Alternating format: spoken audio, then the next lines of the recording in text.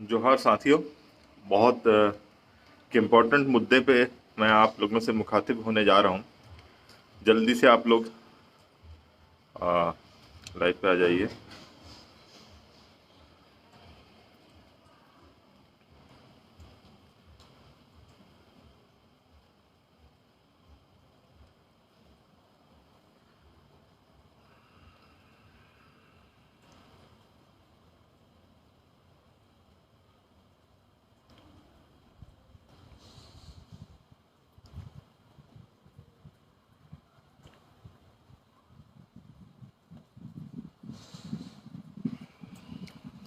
50 साथी जुड़ जाएं, फिर मैं अपनी बात शुरू करता हूँ। फटाफट आ जाइए आप लोग।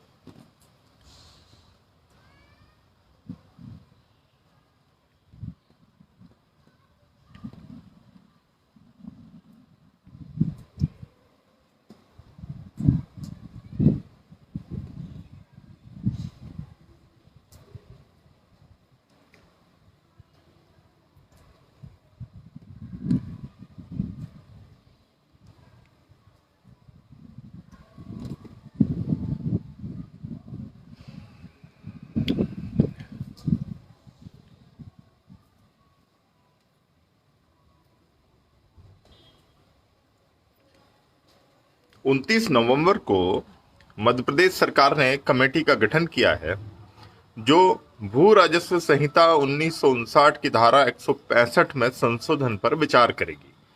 अब मैं आपको बताता हूं कि भू राजस्व संहिता 1959 की धारा 165 क्या बोलती है। कि धारा 165 ये बोलती है कि आदिवासियों की जमीन गैर आदिवासी नहीं खरीद सकते हैं। तो शहरों के आसपास जो विकास किए जाने हैं, जो भूमाफिया हैं, उनकी नजरें अब आदिवासियों की जमीन पर गड़ गई हैं। आप नजरें, जो गिद्ध नजरें हैं उनकी, वो हमारी जमीनों पर है। वो हमारी जमीन छीनना चाहते हैं। और ये जो भू राजस्व संहिता 1959 की धारा 165 है, ये उनको इससे रोकती है। बड़ी विशेष परिस्थिति में कलेक्टर को पावर है कि वो कुछ कंडीशंस के साथ ये ट्रांसफर करते हैं। और उन कंडीशंस का भी आमतौर पर ये देखा गया है कि मिसयूज होता है ना। विषम परिस्थितियों में यदि आदिवासी अपनी जमीन बेचना चाहे तो कलेक्टर की अनुमति चाहिए होती है, और उसका भी बड़े बड़े ग्रॉस लेवल पर मिसयूज हुआ है। तो पूर्ववर्ती जो कमलनाथ सरकार है, उसने भी इस तरीके के प्रयास किए थे। उस समय भी जो भूमाफिया थे, जो सरकार में कहीं ना कहीं हावी थे, उन लोगों ने प्रयास किए थे कि इस धारा में संशोधन करके और आदिवासियों की जमीन को कम से कम यदि ट्रांसफर नहीं भी करवा पाए तो लीज पर ले लें, और लीज पर लेने के बहाने आप आदिवासियों की जमीन पर कब्जा कर सकते हो। तो उसी तरीके का प्रयास जो है ये किया जा रहा है। और 29 नवंबर को एक आदेश जारी किया गया है जिसमें कुछ मंत्री हैं। माननीय तुलसी सिलावट जी की अध्यक्षता में एक समिति बनी है जिसमें राज्यवर्धन दत्तीगांव हैं, भूपेंद्र सिंह जी हैं, मीना सिंह जी हैं और बिसाहू लाल हैं। ये कुछ लोग हैं जो ये तय करेंगे कि इसमें संशोधन किस तरीके से किया जाए। तो ये जो धारा 165 है, ये एक तरीके से आदिवासियों का कवच है, आदिवासियों का प्रोटेक्शन है, जिससे आपकी जमीन दूसरे लोग नहीं छीन सकते हैं।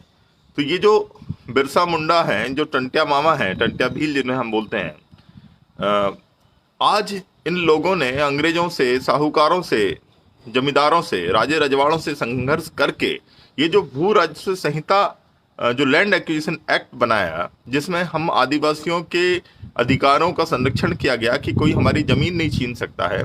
आज जो सरकारें हैं वो घुमा फिरा के, चाहे वो भाजपा हो चाहे कांग्रेस हो, उनका ये प्रयास रहता है कि कैसे भी ये जो धारा 165 है इसमें संशोधन हो जाए और संशोधन होकर हम आदिवासियों की जमीन छीन पाए।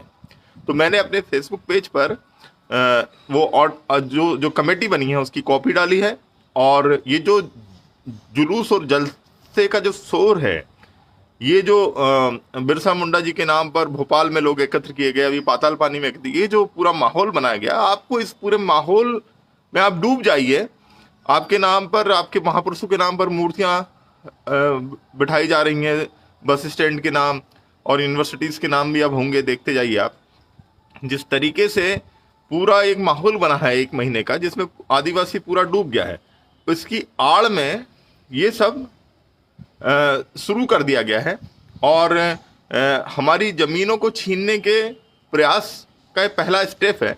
तो हम लोगों को अभी जाग जाना चाहिए और सरकार से पूछना चाहिए कि ये जो संशोधन का मसौदा है, जो प्रस्ताव है, उसको आप सार्वजनिक करिए कि क्या संशोधन आप लाना चाहते हैं और इसकी मंशा क्या है, आपकी सरकार की क्या मंशा है, क्यों ये लाना चाहते हो आप।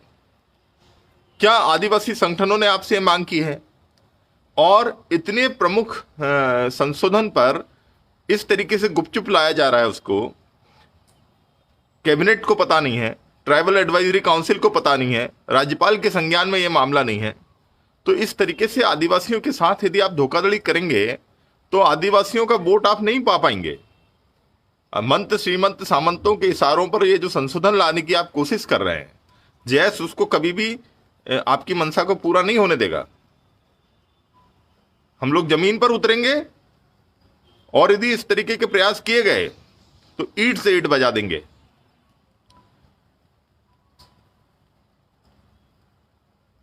मैं आप लोगों को चेताना चाहता हूं कि आदिवासियों के हक, अधिकार, संवैधानिक अधिकारों से छेड़छाड़ मत कीजिए।